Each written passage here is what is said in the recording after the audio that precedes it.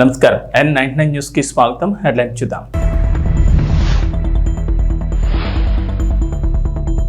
చంద్రబాబు సర్కార్ సంచలన నిర్ణయం, టీటీడీ పాలక మండలి రద్దు.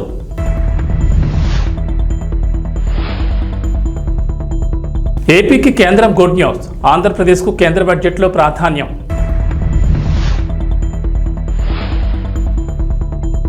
తెలంగాణకు పన్నుల వాటాగా 26,216 కోట్లు 2024-25 ఆర్థిక సంవత్సరానికి కేంద్రం నుంచి నిధులు.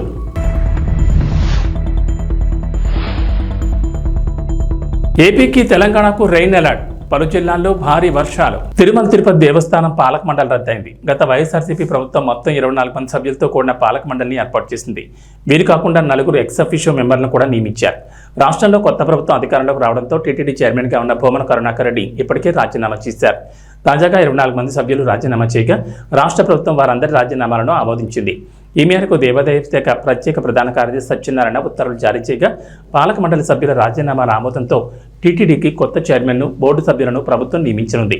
మరోవైపు తిరుమల శ్రీవారి లడ్డూ ప్రసాదాల విషయంలో టీటీడీ ఈవో శ్యామలరావు కీలక వ్యాఖ్యలు చేశారు. లడ్డూ ప్రసాదాలు మరింత నాణ్యంగా, రుచికరంగా అందించేందుకు ఇప్పటికే తీసుకున్న చర్యల వలన లడ్డూ ప్రసాదాల రుచి, నాణ్యత పెరిగిందని తెలిపారు. లడ్డూ ప్రసాదం కోసం వినియోగించే నెయ్యి విషయంలో తక్కువ నాణ్యత ఉన్న నెయ్యిని సరఫరా చేస్తున్న సరఫరాదారులు నిబంధనలు పాటించుకుంటే కఠిన చర్యలు తీసుకుంటామని హెచ్చరించారు. తిరుమల శ్రీవారి లడ్డూ ప్రసాదం నాణ్యతపై ఫోకస్ పెట్టామని, నాణ్యమైన నెయ్యి ద్వారా లడ్డూ నాణ్యత పెరుగుతుందని నిపుణులు కూడా అభిప్రాయపడినట్లు తెలిపారు. ఈ సమావేశానికి చేసిన మీడియా మిత్రులందరికీ కూడా ధన్యవాదాలు తెలియజేస్తున్నాను.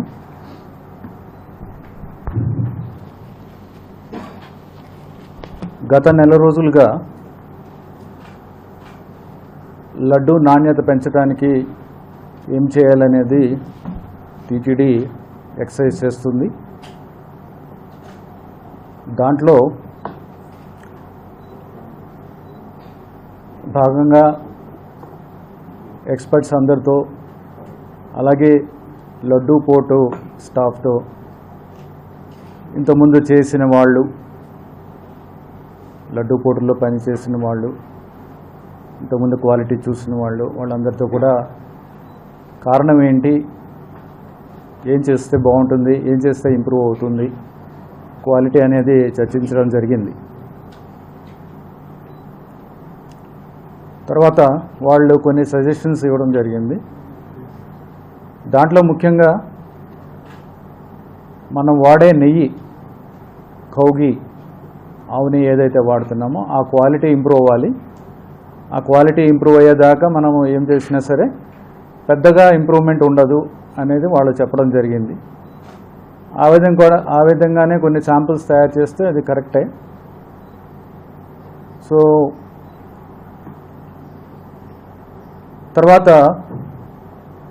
ఈ కౌగి ప్రొక్యూర్మెంట్లో ఏమిటి ఇష్యూస్ అనేది చూస్తే కొన్ని బేసిక్ ఇష్యూస్ ఉన్నాయి.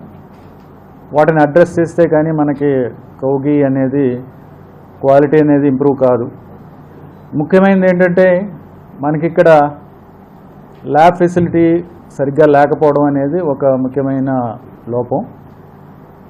మనకి ల్యాబ్ ఉంది కానీ గీని బేసిక్ టెస్టింగ్స్ చేయడానికి ఉపయోగపడుతుంది, కానీ అడల్ట్రేషన్ టెస్టింగ్ చేయడానికి సరైన ఎక్విప్మెంట్ లేదు. 2 ఎక్విప్మెంట్ కావాలి. సో ఆ ఎక్విప్మెంట్ ఇక్కడ లేదు. దానివలన మనం అది చేయలేకపోతున్నాం. కాకపోతే బయట ల్యాబ్స్కి పంపించాల్సి వస్తుంది. కానీ మనం రోజు ట్యాంకర్స్, 2 ట్యాంకర్స్ దాకా అలా అవసరం ఉంటుంది. మనకి కంటిన్యూస్గా రిక్వైర్మెంట్ ఉంటుంది కాబట్టి కొంత ఇబ్బంది ఉంది. అది చేయలేకపోతున్నాం కాబట్టి సప్లయర్స్ అడ్వాంటేజ్ తీసుకోవడం ఒకటి కనిపిస్తుంది. తర్వాత ప్రొక్యూర్మెంట్ సిస్టమ్ కూడా మనకి ఇబ్బందులు ఉన్నాయి. అంటే మనం చేసే ప్రొక్యూర్మెంట్లో వాళ్ళకున్న డాక్యుమెంట్స్, అంటే good manufacturing practices and FSSAI certifications, ఇలాంటి డాక్యుమెంటేషన్స్ తీసుకొచ్చి ఇస్తున్నారు. అందరూ కూడా దాంట్లో పాస్ అయిపోతున్నారు. ఆ తర్వాత టెండర్కి వెళ్తాము. టెండర్కి వెళ్ళిన తర్వాత రేట్స్ వేస్తారు. రివర్స్ టెండరింగ్ వెళ్తాము, వాళ్ళకి రేట్స్ వస్తుంది ఫైనల్గా. ఆ రేటుతో మనము ప్రొక్యూర్ చేయడానికి ప్రయత్నిస్తున్నాం. ఆ రేటు కాంపిటేటివ్ రేట్లో అంత అంటే దీనివల్ల ఏంటంటే క్వాలిటీ ఉన్నా లేకపోయినా ఈ సర్టిఫికేషన్స్ పెద్ద ఉపయోగం లేదనేది ఒకటి అబ్జర్వ్ చేశాము. ఏంటంటే సర్టిఫికేషన్స్ అందరికీ ఉంటున్నాయి, కానీ యాక్చువల్గా ఆన్ గ్రౌండ్ వాడు చెయ్యగలడా, చేసే కెపాసిటీ ఉందా, లేకపోతే బయట నుంచి తీసుకొచ్చి ఇచ్చి మనకి సప్లై చేసేస్తాడా, అంటే ఏదో సబ్ కాంట్రాక్ట్ లాగో లేకపోతే వేరే దగ్గర కొనేసి మనకి ఇచ్చేస్తాడా అదే గీని అనేది మనకి డౌట్స్ రావడానికి అవకాశం ఉంది. ఎందుకంటే వాడి దగ్గర కెపాసిటీ, వాడికున్న క్వాలిటీ అవన్నీ కూడా అసర్టైన్ చేసే సిస్టమ్ లేదు. సో ఉందా లేదా అనేది మాత్రమే చూస్తున్నాం, ఆ పర్టికులర్ సర్టిఫికేషన్ ఉందా లేదా అనేది ఫీల్డ్ ఇన్స్పెక్షన్ కూడా చేస్తున్నాము. బట్ ఏంటంటే బెస్ట్ క్వాలిటీకి జస్ట్ ఆ కట్ ఆఫ్ ఏదైతే ఉందో వాడు దాటిన వాడికి పెద్దగా డిఫరెన్స్ ఉండటం లేదు. సో ఆ విధంగా వాడు మ్యానుఫ్యాక్చర్ చేసేదానికి కూడా అంత క్వాలిటీ ఉండట్లేదు అనేది అబ్జర్వ్ చేయడం జరిగింది. అది ఎక్స్పర్ట్స్ ఒపీనియన్ కావాలి. డైరీ ఫీల్డ్లో ఎక్స్పర్ట్స్ చాలామంది ఉన్నారు, వాళ్ళ ఎక్స్పర్ట్ ఒపీనియన్ తీసుకుని చేస్తే బాగుంటుందనే ఉద్దేశంతో ఒక ఎక్స్పర్ట్ కమిటీని ఒకటి ఫామ్ చేయడం జరిగింది. ఆంధ్రప్రదేశ్కు కేంద్రం బడ్జెట్లో ప్రాధాన్యం కల్పించింది. అమరావతి, పోలవరంతో పాటు పలు కీలక ప్రకటనలు చేసింది. వీటితో పాటుగా కేంద్ర పన్నుల్లో రాష్ట్రానికి వాటాపై కూడా క్లారిటీ ఇచ్చింది. ఈ ఆర్థిక సంవత్సరంలో 50,474.64 కోట్ల వాటా రానుంది. ఇది గత ఏడాది కంటే 5,776 కోట్లు అధికమని కేంద్రం తెలిపింది. గత ఫిబ్రవరిలో 49,364.61 కోట్లతో పోలిస్తే 1,110 కోట్లు ఎక్కువ. కేంద్రం 2024-25 ఆర్థిక సంవత్సరంలో అన్ని రాష్ట్రాలు కలిపి 12,47,211.28 కోట్ల వాటాను పంచనుంది. ఇందులో 4.047% ఆంధ్రప్రదేశ్ దక్కనుంది. రాష్ట్రానికి రానున్న వాటాలో అత్యధికంగా ఆదాయ పన్ను నుంచి 17,455.93 కోట్లు వస్తుంది. ఆ తర్వాత కార్పొరేట్ ట్యాక్స్ కింద 15,156.51 కోట్లు, సిజిఎస్టీ 15,79,039 కోట్లు రానున్నాయి. అలాగే ఏపీకి సంబంధించి కస్టమ్స్ 2,228.46 కోట్లు, ఎక్సైజ్ డ్యూటీ 469.73 కోట్లు, సర్వీస్ ట్యాక్స్ 1.66 కోట్లు, ఇతర పన్నులు సుంకాల కింద 82.96 కోట్లు రానుంది. మరోవైపు ఏపీకి సంబంధించి అంశాలపై కేంద్ర ఆర్థిక మంత్రి నిర్మలా సీతారామన్ కీలక ప్రకటన చేశారు. బడ్జెట్ తర్వాత మీడియాతో మాట్లాడిన నిర్మల, ఆంధ్రప్రదేశ్కు అతి ముఖ్యమైన పోలవరం ప్రాజెక్ట్, రాజధాని అమరావతి నిర్మాణాలకు కేంద్రం కట్టుబడిందన్నారు. పోలవరం జాతీయ ప్రాజెక్టు కాబట్టి బాధ్యత కేంద్రంపై ఉందన్నారు. 2014లో ఒప్పందం ప్రకారం ఈ ప్రాజెక్టు పనులను ఆంధ్రప్రదేశ్ ప్రభుత్వం చేపడుతోందని, ప్రాజెక్టు నిర్మాణం మొదలుపెట్టిన తర్వాత సహాయ పునరావాసంపై కొత్తగా కొన్ని సమస్యలు వచ్చాయన్నారు. కేంద్రం అంగీకరించిన షరతులకు ఎంతవరకు డబ్బులు ఇవ్వాలో అన్ని ఇస్తామన్నారు. డెఫినెట్ గా వాళ్ళకి అసిస్టెన్స్ ఇవ్వాలి. ఇప్పుడు నేను చెప్పిన 15,000 కోట్లు వరల్డ్ బ్యాంక్ అసిస్టెన్స్ తోటి మేము వాళ్ళకి తెప్పిస్తున్నాం. దానికి కౌంటర్ పార్ట్ ఫండింగ్ కూడా ఉంటుంది. కానీ ఇవాళ స్టేట్ పొజిషన్ ఎలా ఉంది, అది ఎట్లాగా వాళ్ళు ఇస్తారా ఇవ్వలేరా, అది మేము సెంటర్ నుంచి గ్రాంట్ ఇచ్చుకుంటామా, ఇవన్నీ చూసి వాళ్ళతోటి మాట్లాడుకొని చేస్తాం. తెలంగాణ రాష్ట్రానికి పన్నుల వాటాగా కేంద్రం నిధులు కేటాయించింది. 2024-25 ఆర్థిక సంవత్సరానికి 26,216 కోట్లు కేంద్రం నుంచి అందనున్నాయి. గత ఏడాది కంటే 3,000 కోట్ల అదనంగా పన్నుల వాటా అందనుంది. రాష్ట్రానికి పన్నుల వాటాగా గత ఏడాది 23,216 కోట్లు రాగా ఈసారి ఆ మొత్తం 26,216 కోట్లు పెరిగింది. ఇవే కాకుండా 15వ ఆర్థిక సంఘం నిధులు 2,273 కోట్లు కూడా ప్రస్తుత ఆర్థిక సంవత్సరంలో కేంద్రం నుంచి రాష్ట్రానికి రానున్నాయి. ఇవే నిధుల్లో 1,477 కోట్లు గ్రామీణ స్థానిక సంస్థలకు అందనుండగా పట్టణ స్థానిక సంస్థలకు 796 కోట్లు అందనున్నాయి. స్మార్ట్ సిటీల ప్రాజెక్టును కొనసాగించడానికి 2,236 కోట్లను కేటాయించింది. ఈ నిధుల ద్వారా స్మార్ట్ సిటీలైన వరంగల్, కరీంనగర్లకు లబ్ధి చేకూరనుంది. కేంద్రం ఇచ్చే 26,216 కోట్ల పన్నుల వాటా ఈ ఏడాది ఫిబ్రవరిలో ప్రవేశపెట్టిన ఓట్ ఆన్ అకౌంట్ బడ్జెట్లో చూపిన లెక్కల కంటే 577 కోట్లు ఎక్కువ ఉంది. కార్పొరేట్ పన్ను రూపంలో 7,872.25 కోట్లు, ఆదాయ పన్ను కింద 9,66.56 కోట్లు, సెంట్రల్ జీఎస్టీ కింద 7,832.19 కోట్లు, ఎక్సైజ్ డ్యూటీ కింద 243.98 కోట్లు, కస్టమ్స్ కింద 1,177.45 కోట్లు, సర్వీస్ ట్యాక్స్ కింద 86 లక్షలు, ఇతర పన్నులు సుంకాల కింద 43.09 కోట్ల వాటా లభించనుంది. సింగరేణి గనుల సంస్థకు కేంద్రం 1,600 కోట్లు కేటాయించింది. అయితే గత బడ్జెట్తో పోలిస్తే కేటాయింపులు 50 కోట్ల మేర తగ్గాయి. హైదరాబాద్కి ఐఐటీకి 122 కోట్లే కేటాయించారు. గత ఏడాది బడ్జెట్లో 522 కోట్లు కేటాయించగా ఈసారి కేటాయింపులు 400 కోట్లు తగ్గాయి. హైదరాబాద్లోని అటమిక్ మినరల్స్ డైరెక్టరేట్కు 352.81 కోట్ల నిధులు కేటాయించారు. గతం కంటే 12 కోట్లు అధికంగా కేటాయించారు. ఈరోజు కేంద్ర ప్రభుత్వం ప్రవేశపెట్టిన వికసిత్ భారత్ 2047 బడ్జెట్లో తెలంగాణ రాష్ట్రం పట్ల వివక్ష ప్రదర్శించడం కాదు, కక్షాపూరితంగా వ్యవహరించడంగా తెలంగాణ రాష్ట్ర ప్రజలు భావిస్తున్నారు. బడ్జెట్ మొత్తం సారాంశాన్ని చూస్తే మొత్తం బడ్జెట్లో తెలంగాణ అనే పదాన్ని నిషేధించిండ్రు. ఆంధ్రప్రదేశ్కు రాజధాని నిర్మించడానికి, ఆంధ్రప్రదేశ్కు పోలవరం నిర్మించడానికి, ఎన్ని రకాలుగా ఆంధ్రప్రదేశ్కు నిధులను కేటాయించాలనో అన్నిటికీ ఆంధ్రప్రదేశ్ పునర్విభజన చట్టాన్ని ప్రస్తావిస్తూ ఆ నిధులు కేటాయించడానికి ఒక అవకాశంగా తీసుకున్నారు. ఆంధ్రప్రదేశ్కి ఇచ్చే నిధులను ఆంధ్రప్రదేశ్కు ఎందుకు ఇస్తున్నారని మేము అడగడం లేదు. పునర్విభజన చట్టంలో భాగంగా ఆంధ్రప్రదేశ్కు నిధులు ఇచ్చినప్పుడు పునర్విభజన చట్టంలో భాగంగా తెలంగాణకు నిధులు ఇవ్వాలన్న బాధ్యత కేంద్ర ప్రభుత్వానికి లేదా? సాగునీటి ప్రాజెక్టులలో పాలమూరు రంగారెడ్డి ఎత్తిపోతలకు కేంద్ర ప్రభుత్వం పోలవరంకి ఏ విధంగా నిర్మాణానికి సహాయం అందిస్తున్నారో ఆ విధంగా నిధులను కేటాయించాలన్న ఆలోచన కానీ మీకు నమోమి గంగే. ఆంధ్రప్రదేశ్లో శాంతి భద్రతలు క్షీణించాయంటూ వైఎస్ఆర్సీపీ ఢిల్లీలో ఇవాళ ధర్నా చేస్తోంది. మంగళవారమే ఆ పార్టీ అధినేత వైఎస్ జగన్, ఎమ్మెల్యేలు, ఎమ్మెల్సీలు పార్టీ నేతలు హస్తనికి చేరుకున్నారు. అయితే ఆసక్తికరంగా వైఎస్ఆర్సీపీకి చెందిన ఇద్దరు ఎమ్మెల్సీలు మంగళవారం శాసనమండలికి హాజరయ్యారు. ఢిల్లీకి వెళ్లాల్సిన ఇద్దరు ఎమ్మెల్సీలు శాసనమండలికి రావడం చర్చనీయాంశంగా మారింది. వైఎస్ఆర్సీపీ ఎమ్మెల్సీలు తోమాటి మాధవరావు, బంకా రవీంద్ర మంగళవారం మండలికి వచ్చారు. ఇద్దరు ఎమ్మెల్సీలను చూసి టీడీపీ ఇతర పక్షాల సభ్యులు వారిని ప్రశ్నించారు. ఇదేంటి మీరు ఢిల్లీకి వెళ్ళలేదా అంటూ ఆరా తీశారు. ఓవైపు జగన్, ఎమ్మెల్యేలు, ఎమ్మెల్సీలు ఢిల్లీకి వెళితే ఇద్దరు ఎమ్మెల్సీలు మాత్రం రావడం చర్చనీయాంశంగా మారింది. మరి వీళ్ళిద్దరూ బుధవారం ధర్నాలో పాల్గొంటారా లేదా అన్నది క్లారిటీ రావాల్సి ఉంది. మరోవైపు వైఎస్ఆర్సీపీ శాసనసభాపక్ష నేతగా వైఎస్ జగన్మోహన్ రెడ్డి ఎన్నికైనట్లు ఆ పార్టీ నుంచి తనకు సమాచారం అందిందని స్పీకర్ అయ్యన్న పాత్రుడు సభలో ప్రకటించారు. అలాగే జనసేన శాసనసభాపక్ష ఉపనేతగా నాదెండ్ల మనోహర్, చీఫ్ విప్గా లోకం నాగమాధవి, కోశాధికారిగా రామాంజనేయులు, కార్యదర్శులుగా వంశీకృష్ణ శ్రీనివాస్, దేవ వరప్రసాద్ నియమించినట్లు ఆ పార్టీ శాసనసభాపక్ష నేత పవన్ కళ్యాణ్ నుంచి సమాచారం వచ్చిందన్నారు. ఈ మేరకు ఆ సమాచారాన్ని సభలో తెలియజేశారు. ఆంధ్రప్రదేశ్లో వాలంటీర్ల వ్యవస్థ కొనసాగుతుందా లేదా? కూటమి ప్రభుత్వం అధికారంలోకి వచ్చిన తర్వాత ఈ అంశంపై గందరగోళం కొనసాగుతోంది. జూన్ నెలలో పింఛన్లు గ్రామ వార్డు సచివాలయ ఉద్యోగులతో పంపిణీ చేయించడంతో వాలంటీర్ల వ్యవస్థను ప్రభుత్వం కొనసాగించే అవకాశం లేదనే చర్చ జరిగింది. డిప్యూటీ సీఎం పవన్ కళ్యాణ్, కొందరు మంత్రులు మాత్రం వాలంటీర్ల వ్యవస్థపై అధ్యయనం చేసి త్వరలోనే మంచి నిర్ణయం తీసుకుంటామంటున్నారు. ప్రభుత్వం మాత్రం ఈ అంశంపై క్లారిటీ ఇవ్వలేదు. దీంతో కొంత కన్ఫ్యూజన్ కొనసాగుతోంది. తాజాగా ఏపీ ప్రభుత్వం వాలంటీర్ల వ్యవస్థపై అసెంబ్లీలో క్లారిటీ ఇచ్చింది.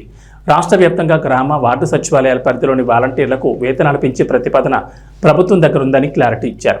మంగళవారం అసెంబ్లీ సమావేశాలకు వైఎస్ఆర్సీపీ ఎమ్మెల్యేలు హాజరు కాలేదు. వారంతా ఢిల్లీకి వెళ్లారు. ఈ క్రమంలో వైఎస్ఆర్సీపీ దర్శి ఎమ్మెల్యే బూచేపల్లి శివప్రసాద్ రెడ్డి అంతకుముందు సభకు నివేదించిన ప్రశ్నకు ప్రశ్నోత్తరాల సమయంలో ప్రభుత్వం తరపున సాంఘిక సంక్షేమ శాఖ మంత్రి డోలా బాల వీరాంజనేయ స్వామి సమాధానమిచ్చారు. వాలంటీర్లకు వేతనాలు పెంచే ప్రతిపాదన ఉందన్నారు. అంతేకాదు రాష్ట్రంలో వాలంటీర్ వ్యవస్థ కొనసాగుతున్నట్లు ప్రకటించారు. దీంతో వాలంటీర్ల వ్యవస్థపై ప్రభుత్వం క్లారిటీ ఇచ్చినట్లయింది. పురిటి నొప్పులతో తలడిల్లుతున్న ఇద్దరు గర్భిణీలకు భద్రాచలం ఎమ్మెల్యే తెల్లం వెంకట్రావు పురుడు పోశారు. స్వతహాగా డాక్టర్ అయిన తెల్లం అత్యవసర సమయంలో సిజేరియన్ చేసి కాన్పులు చేశారు. వివరాల్లోకి వెళ్తే గత కొద్ది రోజులుగా కురుస్తున్న వర్షాలకు గోదావరి తీర ప్రాంతం వరదలతో అల్లాడిపోతోంది. ఏజెన్సీ ప్రాంతంలో జనజీవనం పూర్తిగా స్తంభించిపోయింది. ఉన్నతాధికారుల సూచన మేరకు స్థానిక అధికారులు వరద ప్రభావిత ప్రాంతాల్లో సహాయక చర్యలు చేపట్టారు. గర్భిణీలను ముందుగానే భద్రాచలం ఏరియా ఆసుపత్రికి తరలించారు. అయితే ఆసుపత్రిలో 5 సర్జన్లు అందుబాటులో ఉండాలి. కానీ ఇటీవల 4 సర్జన్లు బదిలీ అయ్యారు. ప్రస్తుతం అక్కడ 1 సర్జన్ మాత్రమే ఉన్నారు. ఆయన కూడా ఆసుపత్రి పనిపై బయటకు వెళ్లారు. ఇదే సమయంలో మంగళవారం మధ్యాహ్నం హాస్పిటల్లో ఉన్న గర్భిణీల్లో ఇద్దరికి పురిటి నొప్పులు మొదలయ్యాయి. సిబ్బంది సాధారణ ప్రసవానికి ప్రయత్నించినా సాధ్యం కాలేదు. ఓవైపు వర్షం, వరదలతో మరో చోటుకు వారిని తరలించే పరిస్థితి లేవు. పురిటి నొప్పులు ఎక్కువై గర్భిణీలు తలడిల్లిపోతున్నారు. ఏం చేయాలో అర్థం కాని ఆసుపత్రి సిబ్బంది సర్జరీ నిపుణుడైన ఎమ్మెల్యే తెల్లం వెంకట్రావుకు సమాచారం అందించారు. వరద సహాయక చర్యల్లో నిమగ్నమైన ఎమ్మెల్యే తెల్లం సిబ్బంది సమాచారం అందగానే హుటాహుట్న హాస్పిటల్కు చేరుకున్నారు. ఇద్దరు గర్భిణీలకు సిజేరియన్ చేశారు. దుమ్ముకోడు మండలం డబ్ల్యూ రేగుబల్లి గ్రామానికి చెందిన భీమనపోయిన స్వప్న రెండో కాన్పులో పండంటి మగబిడ్డకు జన్మనిచ్చింది. చెర్ల మండలం అంబేద్కర్ నగర్ చెందిన పెళ్లి పుష్పలీల రెండో కాన్పులో పండంటి ఆడబిడ్డను ప్రసవించింది. దీంతో వారి కుటుంబాల్లో ఆనందం వెల్లివిరిసింది. కేంద్ర బడ్జెట్ 2024లో తెలంగాణ రాష్ట్రానికి ఎలాంటి కేటాయింపులు లేకపోవడంతో సీఎం రేవంత్ రెడ్డి స్పందించారు. తెలంగాణ పట్ల కేంద్రం వివక్ష మాత్రమే కాదని కక్ష సాధించినట్టు తెలుస్తోందని రేవంత్ రెడ్డి పేర్కొన్నారు. బడ్జెట్ కేటాయింపుల్లో తెలంగాణకు తీవ్ర అన్యాయం జరిగిందన్నారు. బడ్జెట్లో తెలంగాణ పదాన్ని నిషేధించారని, తెలంగాణ పదాన్ని పలకడానికి కూడా కేంద్ర ప్రభుత్వం ఇష్టపడడం లేదని తీవ్ర స్థాయిలో మండిపడ్డారు. తెలంగాణ ఏర్పాటు పట్ల మోదీకి ఉన్న కక్షను మరోసారి చాటారు. ప్రధానమంత్రి నరేంద్ర మోడీ తెలంగాణకు వస్తే తాను స్వయంగా వెళ్లి స్వాగతం పలికి పెద్దన్న పాత్ర పోషించాలని అడిగినట్లు వివరించారు. కానీ ఆయన దుర్మార్గంగా వ్యవహరిస్తున్నారని మండిపడ్డారు. పెద్దన్నలా ఉండాల్సిన ప్రధానికి ఇలా చేయడం సరికాదని, ఇది మోడీకి మంచి పేరు తీసుకురాదన్నారు. ప్రధాని మోడీని తానే స్వయంగా 3 సార్లు కలిశానని రేవంత్ రెడ్డి తెలిపారు. కేంద్ర రాష్ట్ర సంబంధాలను మెరుగుపరుద్దామని ప్రధానితో చెప్పినట్లు పేర్కొన్నారు. తమ మంత్రులు కూడా కేంద్ర మంత్రులను పలుమార్లు కలిశారని తెలిపారు. కాంగ్రెస్ సర్కార్ ఏర్పడిన తర్వాత 18 సార్లు ఢిల్లీ వెళ్లి కేంద్ర మంత్రులను కలిసి నిధులివ్వాలని కోరినట్లు తెలిపారు. బీజేపీ ప్రభుత్వం తెలంగాణ పట్ల వివక్ష చూపిస్తోందని, కక్ష సాధిస్తోందని గత ప్రభుత్వాలు చెప్తే అర్థం కాలేదని, ఇప్పుడు అసలు విషయం పూర్తిగా బయటపడిందని రేవంత్ రెడ్డి చెప్పుకొచ్చారు. సబ్కా వికాస్ అనేదైతే ఉందో ఈ స్లోగన్ బోగస్ అని చెప్పి బీజేపీ నిరూపించింది. వికసిత్ భారత్ అనే దాంట్లో తెలంగాణ భాగం కాదు అని ప్రధానమంత్రి గారు అనుకుంటున్నట్టుగా ఉన్నది. అసలు మొత్తం బడ్జెట్ను స్థూలంగా చూస్తే వికసిత్ భారత్ 2047 48,21,000 కోట్ల రూపాయల బడ్జెట్ను చూస్తే కుర్చీ బచావో బడ్జెట్ లాగా ఉన్నది. బీహార్కు ఆంధ్రప్రదేశ్కు తప్ప ఇతర రాష్ట్రాల పట్ల కేంద్ర ప్రభుత్వం వ్యవహరించిన తీరు కేవలం కుర్చీని కాపాడుకునే ప్రయత్నంలో భాగంగానే ఈ బడ్జెట్ను ప్రవేశపెట్టినట్టుగా కనిపిస్తుంది. ఇది ఏ రకంగా కూడా ప్రధానమంత్రి గారికి గౌరవాన్ని తెచ్చిపెట్టదు. ఇంతటి వివక్ష, ఇంతటి కక్షాపూరితమైన వ్యవహారం ఎప్పుడూ జరగలేదు. తెలంగాణ రాష్ట్రము, తెలంగాణ ప్రజలు 8 పార్లమెంట్ స్థానాలు, 35% ఓట్లు బీజేపీకి ఇచ్చిండ్రు. తెలంగాణ ప్రజలు ఎలాంటి వివక్ష బీజేపీ పట్ల చూపించలేదు. తెలంగాణ ప్రజల యొక్క నిర్ణయం వల్ల ఈరోజు నరేంద్ర మోడీ గారు ప్రధానమంత్రిగా కుర్చీలో కూర్చున్నారు. 8 సీట్లను తెలంగాణ రాష్ట్రం నుంచి గెలిపిస్తే కృతజ్ఞత చూపించాల్సిన బీజేపీ కేంద్ర ప్రభుత్వం, నరేంద్ర మోడీ గారు తెలంగాణ పట్ల కక్షాపూరితంగా వ్యవహరించారు. ఎన్నికల కంటే ముందు నేను పదే చెప్పిన, ఓట్లు సీట్లు మాత్రమే తెలంగాణ నుంచి కావాలి, కానీ తెలంగాణ ఆత్మగౌరవం పట్ల కేంద్ర ప్రభుత్వానికి ఎలాంటి పట్టింపు లేదు అని. ఈరోజు అదే విధంగా కేంద్ర ప్రభుత్వం వ్యవహరించింది. కేంద్ర మంత్రిగా ఉన్న కిషన్ రెడ్డి గారు ఈరోజు తెలంగాణ ప్రజలకు సమాధానం చెప్పాలి.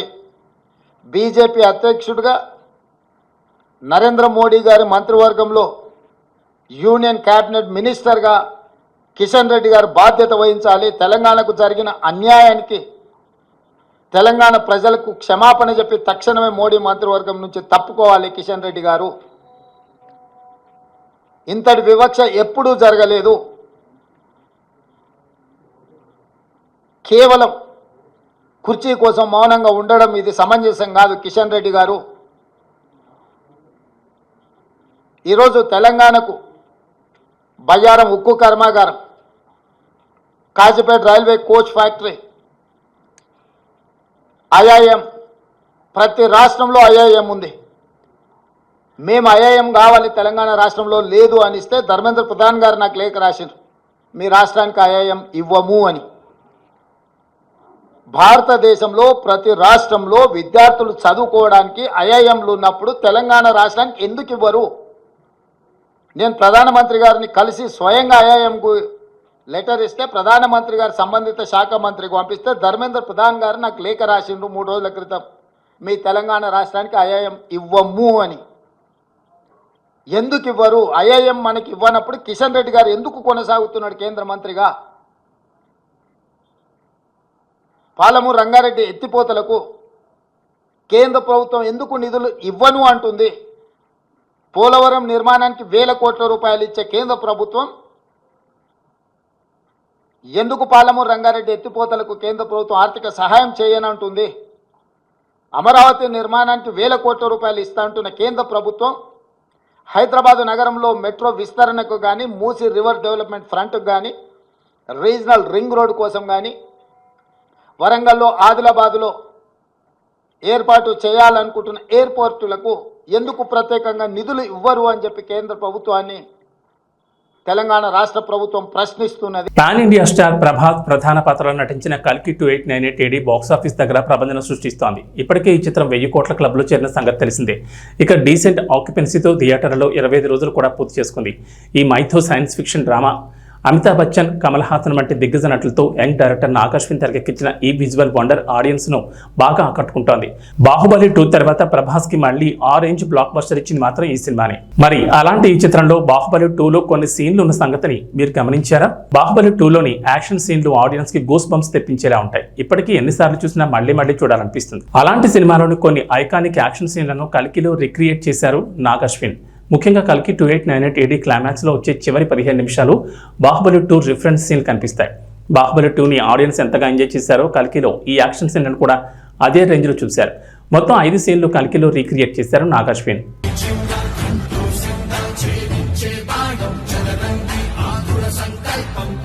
శ్రీలంక వేదికగా జరుగుతున్న మహిళల ఆసియా కప్ 2024లో భారత్ జట్టు హవా కొనసాగుతోంది. తొలి మ్యాచ్లో దాయాది పాకిస్తాన్ చిత్తు చేసిన భారత్ మహిళల జట్టు రెండో మ్యాచ్లో UAEని ఓడించింది. తాజాగా మంగళవారం జరిగిన ఈ మ్యాచ్లో నేపాల్ను చిత్తు చేసి హ్యాట్రిక్ విజయాన్ని నమోదు చేసింది. ఫలితంగా గ్రూప్ ఏ నుంచి అగ్రస్థానంతో సెమీఫైనల్కు చేరింది. ఈ మ్యాచ్లో తొలుత బ్యాటింగ్ చేసిన భారత్ నిర్ణీత 20 ఓవర్లలో 3 వికెట్ల నష్టానికి 178 పరుగులు చేసింది. అనంతరం నేపాల్ను 96 పరుగులకే కట్టడి చేసింది. ఈ మ్యాచ్ నుంచి కెప్టెన్ హర్మన్ ప్రీత్ కౌర్, పూజా వస్త్రాకర్లకు విశ్రాంతి ఇచ్చారు. దీంతో తాత్కాలికంగా కెప్టెన్ గా స్మృతి మంధానా టాస్క్ వెళ్ళింది. ఈ మ్యాచ్లో టాస్ గెలిచిన భారత్ మహిళల జట్టు కెప్టెన్ స్మృతి మంధానా ఏమాత్రం సంకోచించకుండా తొలుత బ్యాటింగ్ ఎంచుకుంది. కెప్టెన్ నమ్మకాన్ని నిజం చేస్తూ భారత ఓపెనర్లు చెలరేగిపోయారు. ఎడాపెడా 4లు, 6లు కొడుతూ స్కోర్ బోర్డును పరుగులెట్టించారు. ఈ క్రమంలోనే తొలి వికెట్కు సెంచరీ భాగస్వామ్యాన్ని నమోదు చేశారు. జట్టు స్కోరు 122 వద్ద హ్యామ్లత 47 పరుగులు, ఆ తర్వాత షెఫాలి వర్మ 48 బంతుల్లో 81 రన్స్ కూడా అవుట్ అయింది. చివర్లో రోడ్రిక్స్ 15 బంతుల్లో 28 రన్స్ చేయడంతో భారత్ నిర్ణీత 20 ఓవర్లలో 3 వికెట్ల నష్టానికి 178 పరుగులు చేసింది. టోర్నీలో వరుసగా 3వ విజయం నమోదు చేసిన భారత్ సెమీఫైనల్ బెర్త్ను ఖరారు చేసుకుంది. మహిళల ఆసియా కప్ 2024లో టాప్ 4 బెర్త్ ఖరారు చేసుకున్న తొలి జట్టుగా నిలిచింది. భారత్ గ్రూప్ ఏలో అగ్రస్థానంలో లీగ్ దశను ముగించింది. ఈ ఫలితంతో పాకిస్తాన్ కూడా సెమీఫైనల్ బెర్త్ ఖరారు చేసుకుంది. గ్రూప్ ఏలో 2వ స్థానంతో నాకౌట్కు అర్హత సాధించింది. ఇక వాతావరణ విషయానికి వస్తే తెలంగాణలో గత 4 రోజులుగా ఎడతెరిపి లేకుండా వర్షాలు కురుస్తున్నాయి. కొన్ని జిల్లాల్లో భారీ వర్షాలు కురుస్తున్నాయి. మరికొన్ని జిల్లాల్లో ముసురు కురుస్తోంది. దీంతో ప్రజలకు తీవ్ర ఇబ్బందులు పడుతున్నారు. ఇక ఏకదాటిగా కురుస్తున్న వర్షంతో వాగులు, వంకలు పొంగి పొర్లుతున్నాయి. జలాశయాలు నిండుకుండలా మారాయి. అయితే ఇప్పట్లో వర్షాలు తగ్గేలా కనిపించడం లేదు. మరో 2 రోజుల పాటు వర్షాలు కొనసాగే అవకాశం ఉందని హైదరాబాద్ వాతావరణ కేంద్రం హెచ్చరించింది. అల్పపీడన ప్రభావంతో రాష్ట్రంలో విస్తారంగా వర్షాలు కురుస్తాయని చెప్పింది. నేడు ఆసిఫాబాద్, మంచిర్యాల, జగిత్యాల, పెద్దపల్లి, జయశంకర్ భూపాల్పల్లి, హనుమకొండ, ములుగు, కామారెడ్డి, సంగారెడ్డి, రాజన్న సిరిసిల్ల జిల్లాల్లో భారీ వర్షాలకు ఛాన్స్ ఉందన్నారు. ఈ మేరకు ఆయా జిల్లాలకు ఆరెంజ్ అలర్ట్ జారీ చేశారు. భారీ ఈదురుగాలులు, ఉరుములు, మెరుపులతో కూడిన వర్షం పడే అవకాశం ఉందని, జాగ్రత్తగా ఉండాలని వాతావరణ శాఖ అధికారులు సూచించారు. పిడుగులు కూడా పడే ఛాన్స్ ఉన్నందున ప్రజలు అప్రమత్తంగా ఉండాలన్నారు. అవసరమైతేనే బయటకు వెళ్లాలని, చెట్ల కిందకు వెళ్లొద్దని సూచించారు. ఏవీ బులెటిన్ విశేషాలు. నమస్కారం.